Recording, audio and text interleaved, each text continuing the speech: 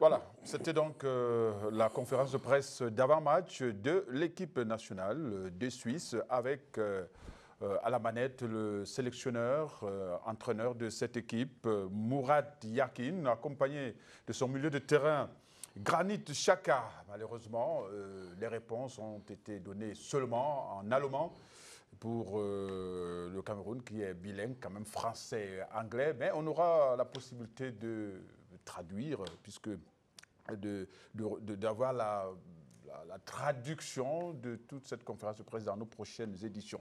Alors, Gideon, on a suivi des questions, mais on n'a pas suivi les réponses parce que les acteurs parlaient allemand. No, of course, but it was like we picked a few words, a few phrases. I think John was making a comment here when they asked the question about Choupo-Moting, and I hear the guy said the guy talked about Toko, which means that other big so John, Cameroonian so we'll pick a few things. John. Obviously, we can only conjecture his answer. Yeah. Because when no, he was saying that something like that. That there he is, knows that they are big players. It's not only Choupo-Moting. Yes. There are also big names like Toko Ekambi who play for big clubs in Europe. Yes, of course. What strategy he has put for them? That's what I didn't hear. No, perhaps you've been in Europe for a while, but perhaps you understand German. What did they say? Yeah. J'ai retenu beaucoup d'aspects. Bon, il y avait eu des aspects politiques. Yeah. Ils ont parlé du fameux brassard LGBT et de la réaction de l'équipe allemande qui a fait beaucoup de vagues, et en particulier de l'équipe suisse qui regroupe beaucoup de nationalités. Et c'est là qu'ils sont revenus à la question d'Embolo, jouant contre le Cameroun demain. Et là, chacun a une réponse que je pense avoir captée.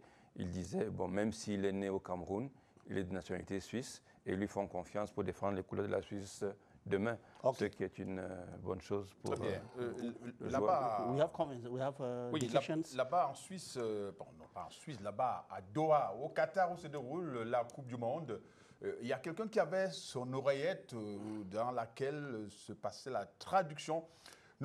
L'un de nos envoyés spéciaux, Simon Lyonga-Lamulombe. Simon, vous nous entendez? Vous avez l'antenne. Yes, thanks very much, Joseph Guetta-Mandeng. We are here at the press conference room where we just finished with the press conference of Switzerland.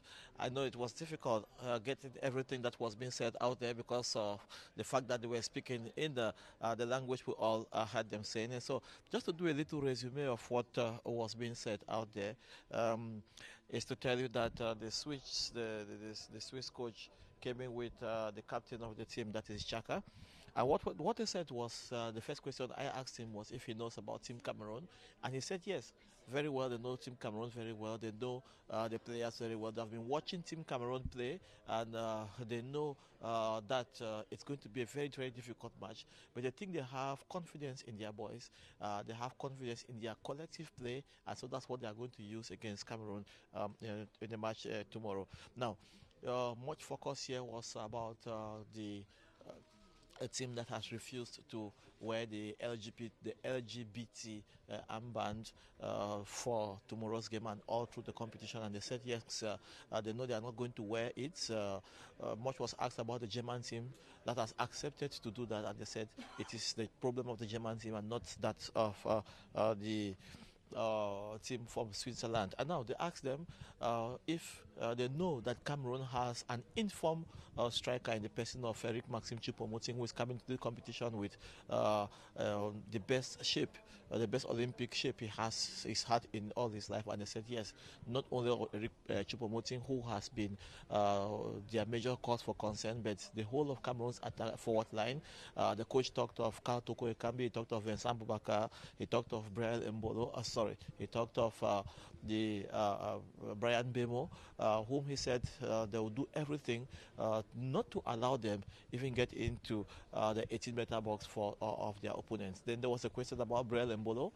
You know, he's a Cameroonian, born in Cameroon, naturalized out there in Switzerland. If they have been talking about it in camp with the other teammates, and they confirmed that Brian Mbolo, the captain Chaka, said he talked personally with Brian Mbolo about his state of mind ahead of tomorrow's game, and he discovered that his teammate is cool and he's going to be ready for tomorrow's match. He's also in good shape and they are ready to play against Cameroon. And finally, when they talked about one of their players, that's Jordan Shaqiri, who recently has not been in very good shape. Shaqiri, the coach said it's true. He knows that Shaqiri was injured, but gradually he's gaining shape, and he will be a starter in tomorrow's match. At least that's one of the first, or let's say the greatest news we got out here in this press conference.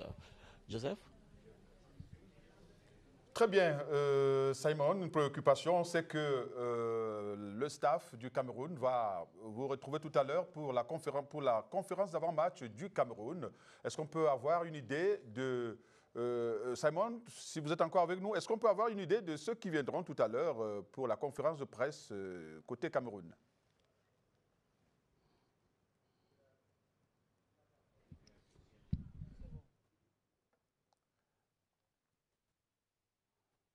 Well, I think someone didn't get the question. We're trying to know from you whether who will be coming for Cameroon to grant the press conference, Rigobert Song, and which player will be coming with him. So we want to know perhaps who will be coming to grant the press conference. Simon. Yes, Gideon, the press conference will be Rigobert Song Bahanak, like you said, and there's also going to be Umgwet. Samuel Umgwet is going to be part of the press conference out here this evening. Okay. But what explains the change, if at all you could get the information? Normally, we know that it's always after the coach and the captain, but this time there's going to be a change of the guy who will accompany the coach. Can there be any explanation for that, or just a simple swap in the choice of players? Well, I can't say it's a change for now because we were simply informed by the media officer of Team Cameroon that there is going to be, you know, we are live, and so there are so many differences about the live. There's a colleague who wants to go above, so maybe we'll give him the possibility of moving out. And so he's going to be one of those our guests on the program this afternoon. But we're talking about the change of programs of the coach. I don't think it's a change of program. It is the choice of the coach and the technical bench that it is Umgwet Samuel who is going to be accompanying the coach out here. Remember, during the African Cup of Nations in Cameroon, Samuel Biyong is here with me, and he can confirm that during the African Cup of Nations, Rigobert Song, Conceição, who was the coach of Cameroon at the time, came to the press conferences with different players at the same time, Samuel. Ouais, c'est un choix de l'entraîneur qui est libre de venir en conférence de presse avec n'importe quel joueur. Aujourd'hui, ce ne sera pas le capitaine Vincent Aboubakar, mais plutôt Samuel Umgwet, qu'on a vu très appliqué à la séance d'entraînement. On a peut-être le temps d'en parler, le temps de recevoir Daniel Vicentini de la tribune de Genève. Daniel, bon après-midi. Bonjour. Merci de voir l'écran. Vous dites un mot aux Camerounais qui vous regardent? Je dis bonjour à tout le monde au Cameroun et puis on se réjouit de voir un très joli match entre la Suisse et le Cameroun demain. Alors, à partir de cette déclaration en conférence de presse de Granit et de Mourad, on peut dire que c'est une équipe de Suisse très déterminée qui va affronter le Cameroun, qui ne prendra surtout pas cette équipe du Cameroun de haut. Non, pas du tout. Alors la Suisse, c'est pas son genre. Elle va pas prendre de haut le Cameroun. Elle va sous-estimer aucune équipe. D'ailleurs, la Suisse, elle a grandi comme ça, d'ailleurs, en faisant attention à ne sous-estimer personne. Et c'est vrai qu'elle a beaucoup d'ambition, l'équipe de Suisse, comme le Cameroun, j'imagine. Mais elle reste quand même sur beaucoup de bons résultats dans les tournois, dans Coupe du Monde ou dans les Euros. Ouais, notamment aussi en Ligue des Nations. Hein. Aussi en Ligue des Nations. Elle est dans le groupe fort de la Ligue des Nations en Europe. Et puis, elle se qualifie systématiquement systématiquement maintenant ces derniers temps pour les huitièmes de finale et même en quart de finale lors du dernier Euro en ne perdant qu'au tir au but contre l'Espagne, après avoir éliminé la France qui était championne du monde. C'est pas rien. Alors, mais s'il y avait un conseil à donner aux Camerounais, c'est de leur dire ne prenez pas pour référence la défaite de la Suisse face au Ghana, 0 but contre 2. Vous venez de m'expliquer les conditions de ce match. Ouais, c'était un peu particulier. La Suisse a fait exprès de jouer à 13h, heure de Doha, à Abu Dhabi. La semaine dernière, il faisait très très très chaud à Abu Dhabi. Il faisait 34-35 degrés et encore plus sur le terrain. La Suisse a en plus joué, peut-être pour brouiller les pistes, hein, parce que Murat Yakin, l'entraîneur de la sélection suisse, est un peu malin, a joué en 3-5-2, ce qu'elle n'a jamais fait. Donc demain, contre le Cameroun, il faut s'attendre à un retour à une équipe qui jouera en 4-3-3. Et c'est un système que la Suisse maîtrise beaucoup mieux.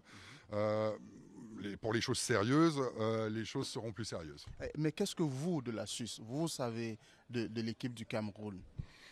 Alors, les choses dont on a pu apprendre des trucs intéressants concernant le Cameroun, on voit qu'il y a un gros potentiel offensif dans cette équipe, beaucoup d'intensité qui est mise sur le terrain, donc il faudrait se méfier dans les transitions, dans l'intensité et les duels physiques. En revanche, on peut se dire que peut-être que le Cameroun penche un petit peu vers l'avant et donc un peu plus forte devant cette équipe que derrière. Alors peut-être que ça donne des opportunités à la Suisse, elle aussi en transition, avec un joueur que vous connaissez bien au Cameroun, Brel Mbolo, voilà, qui pourra peut-être faire la différence devant au détriment du Cameroun, le pays où il est né pourtant. Mais Daniel, merci pour la disponibilité. Vous allez en salle de presse pour continuer à travailler. Hein. Voilà, tout à fait. Merci, à très bientôt. À bientôt, au revoir. Voilà, nous sommes donc, restons en attente de l'arrivée du manager sélectionneur des Lions indomptables, Rigobert Song-Bahana, Simon, on le disait, qui sera avec Yves Samuel Oumgouet. On oublie souvent l'autre prénom. Il s'agit bien de Yves Samuel Oumgouet, qui va donc, avec son entraîneur, répondre aux questions de nombreux journalistes. Ils restent très nombreux dans la salle à attendre l'arrivée de l'équipe du Cameroun. Simon. Rigobert Song and Oumgouet will be here in a short while. The press conference is expected to begin at exactly 5 minutes time. That will be out here in Doha. For now, Joseph Gouet and of course Gideon Tazor, over to you. Well, thank you very much, Simon. Thank you very much, Samuel Biyong. It's great have you there, but in the next minute, we shall, after the press conference with Rigobert Song and of course Samuel Oumgouet, we'll definitely hook up with you guys for more on this about the match of tomorrow, because back here in Cameroon, it is crystallizing a lot of interest here back here in Cameroon, Josh. Voilà, avant de repartir à Doha pour la conférence de presse d'avant-match du Cameroun, Jules Denis Onana, on va dire Samuel Oumgouet et Rigobert Song, c'est aussi une façon de brouiller les pistes, ou alors quand il vient avec un joueur, ça veut dire que le joueur... C'est une indication que le milieu de terrain, Oumgouet en fera partie. Bon, déjà, généralement, lorsqu'il y a une conférence de presse, on vient avec un joueur titulaire. Le mieux, c'est de venir avec le capitaine qui est supposé être le porte-parole du groupe, mais un joueur influent peut également épauler son entraîneur lors de la conférence de presse. Donc, je n'imagine pas le sélectionneur venir avec un joueur qui sera réserviste le lendemain, donc déjà, peut-être que lui sera titulaire, mais je pense qu'il aurait été mieux que ce soit le capitaine qui vienne parler. C'est beaucoup plus, entre guillemets, crédible.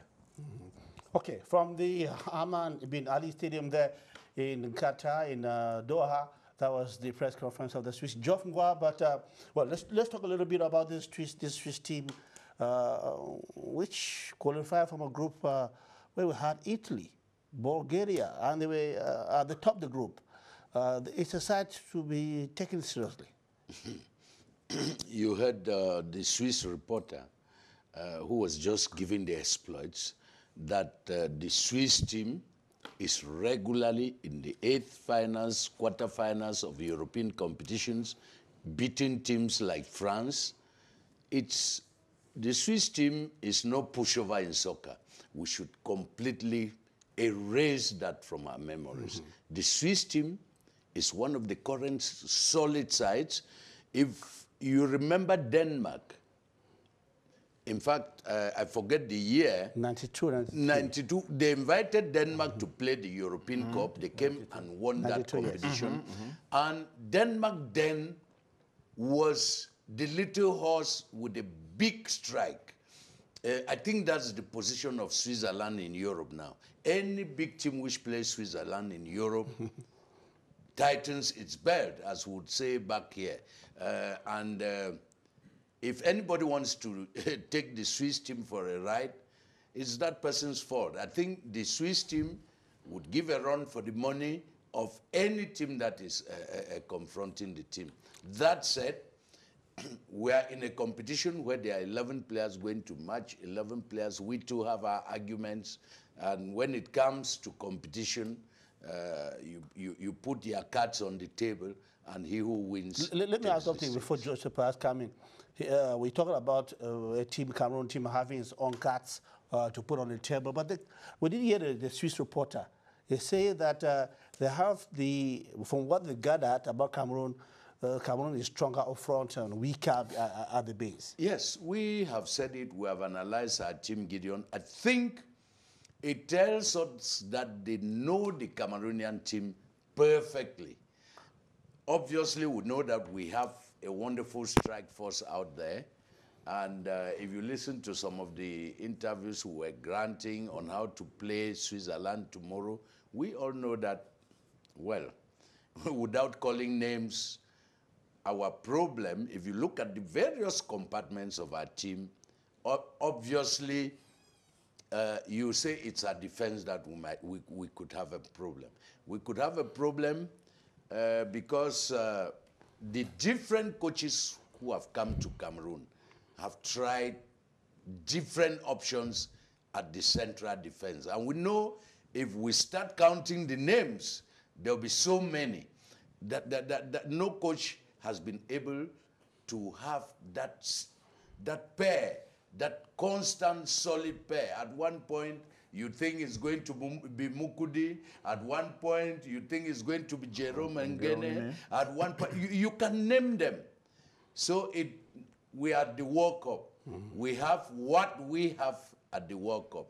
It will obviously, we can only conjecture, it will obviously be Castelletto and maybe Nkulu or some other person, but we know that we know that the weakness of our team, Gideon, is the defense. And he said it right. And when you are going against an opponent who knows your weakness, you capitalize then on your strong points to beat that opponent. And I hope Song Banak is obviously going to capitalize on the strengths we have out there to outwit his opponent. Jules Denis Onana, cette sélection de la Suisse fait quand même peur, parce que si l'Italie n'est pas aujourd'hui à la Coupe du Monde, c'est à cause de la Suisse. La Suisse l'a éliminé, la Suisse a éliminé l'Italie, la Suisse a battu la France pendant l'Euro 2021. C'est cette Suisse que nous allons rencontrer demain. Alors, dans ces conditions, vous avez été à la Coupe du Monde. Comment est-ce que le Cameroun doit jouer demain? Vous savez, affronter une équipe, on se met en condition pour être au meilleur de sa forme. Maintenant, il n'est plus question de penser qu'elle a éliminé telle ou telle équipe. Il est question juste d'être en forme pour faire valoir ses propres arguments. C'est ce que nous avons fait lorsque nous sommes partis en Coupe du Monde, faire valoir nos propres arguments et étudier maintenant l'adversaire qui est en face, oubliant que cet adversaire avait battu tel, il avait même été champion du monde. L'Italie a été éliminée, c'est parce qu'elle ne méritait peut-être pas de se qualifier. Mais si la Suisse se qualifie, c'est qu'il y a des arguments à faire valoir. Maintenant, on parle de l'équipe du Cameroun, forte en attaque, moins forte en défense. Il faut savoir que le football, c'est une question d'équilibre et de déséquilibre. Comment on compense les déséquilibres à un certain moment? Il y a des points forts qu'il va falloir gérer, il y a des temps faibles qu'il va falloir gérer. Et tout ça, c'est pendant 90 minutes et plus. Donc, se dire que cette équipe est beaucoup trop forte pour nous, il ne faut pas le faire. Il faut juste être sûr de ses convictions et savoir qu'il faut équilibrer l'équipe. On ne va pas jouer avec 5 attaquants. On va jouer avec 2 ou 3 attaquants Et à un moment, on est tous concernés par la défense. Le problème de la défense, ce n'est pas 2 ou 3 personnes, ce n'est pas 3 défenseurs alignés ou 4 en zone, mais c'est un bloc qui avance et recule en même temps et qui sait qu'il faut attaquer, mais pas s'ouvrir. Donc c'est juste une question de mentalité et je le répète, savoir gérer les équilibres et les déséquilibres de l'équipe. Okay, we are monitoring. Be sure we are monitoring the press conference over there, monitoring the conference hall at the stadium there in Doha. For now, there's no press conference. For now, we shall be trying to see what. We had a report from one of our reporters there, Ibrahim Sharif, who sent to us a report on the state of mind, the mindset of the players there during their training session, just a few hours to the match. Let's have this report by Ibrahim Sharif, who is there in Qatar.